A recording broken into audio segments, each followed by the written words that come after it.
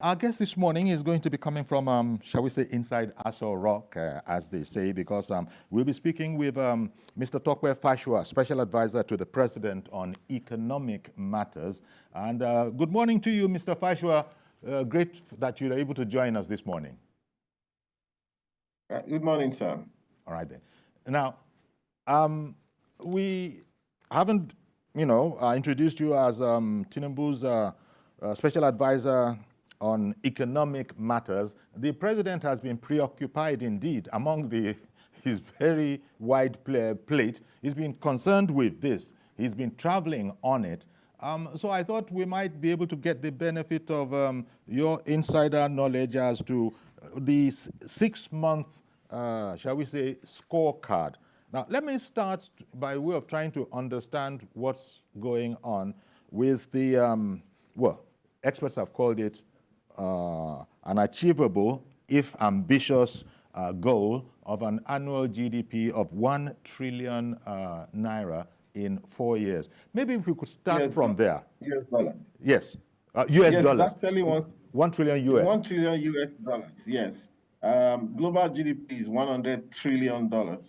The United States is only just nudging about 20 trillion. Okay. And close on their heels is the US, the China as well, around 17, 18 trillion. Those are very large economies. Okay. So we are somewhere around $450 billion.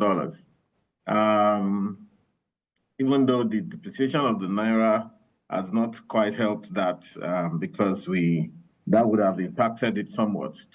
In fact, I think there was an IMF number that came out last week about 390 billion or thereabout.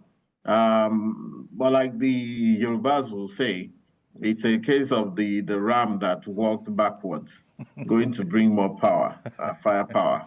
So basically, yes, the president has, as a visionary, and that's the role of leaders. Leaders do two things. Let's call it three. Number one, they envision. So where they are sitting and seeing way forward, followers have to try and see through their eyes. So leaders take calculated risks. Managers and followers are not empowered to take such risks. And thirdly, leaders also take action. Okay. So the president has come with this vision. On the part of the rest of us, the idea is to rally around that vision. And now, so I've seen a lot of people criticize that vision. Okay. But that's because they are not leaders as well. Because if a leader says, look, we can get to $1 trillion, and in 2026, if we do the right thing, in fact, the idea was to first of all achieve that in 2027. But recently, the president reviewed it downwards and said, listen, why can't we get to this point in 2026? And I mean, I don't think any follower, any subordinates, you can't look for something better than a leader that can challenge you constantly. And so if we're able to get to 800 billion or 700 billion, we would have been able to stomp our chest and say, hey, we did something good. And I think it's doable if some of the other things that are being planned come into place. As a matter of fact, I was looking at some of for example, look at the way the economy has been recalibrated. We're looking at new sectors now. For example, we never had a blue economy. We never focused on it. The potentials of the blue economy is endless. Even in fisheries alone, let's not talk about the Masa, MPA, the ports, and all of those, In fisheries alone, fisheries is one of the main contentions at the World Trade Organization. And Nigeria is not optimizing its fisheries at all. In fact, some other bigger, stronger, wiser countries, they come into the territories of countries like Nigeria, not only Nigeria, most of the African sub-Saharan countries, they come into our territory to fish because they have the technology. And we're not getting the value of those, So blue economy, the president created a new gas ministry. So we have a blue economy ministry. We have a gas to focus on gas.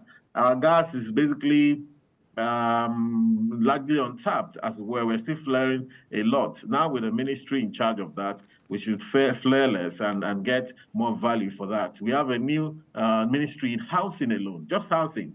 It used to be merged with works. At some point, it was merged with works and what else? You know, we had 3 ministries in one, and power.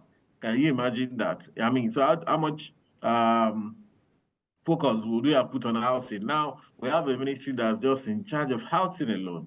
So you can begin to say that if we are able to get the GDP to grow in this area, in the area of blue economy, gas economy, housing economy, steel, an economy in charge of steel, which that gentleman who's the head of the ministry is basically saddled probably with, look, make Ajaokuta work, make Alaja work, make Oshogbo come back to life.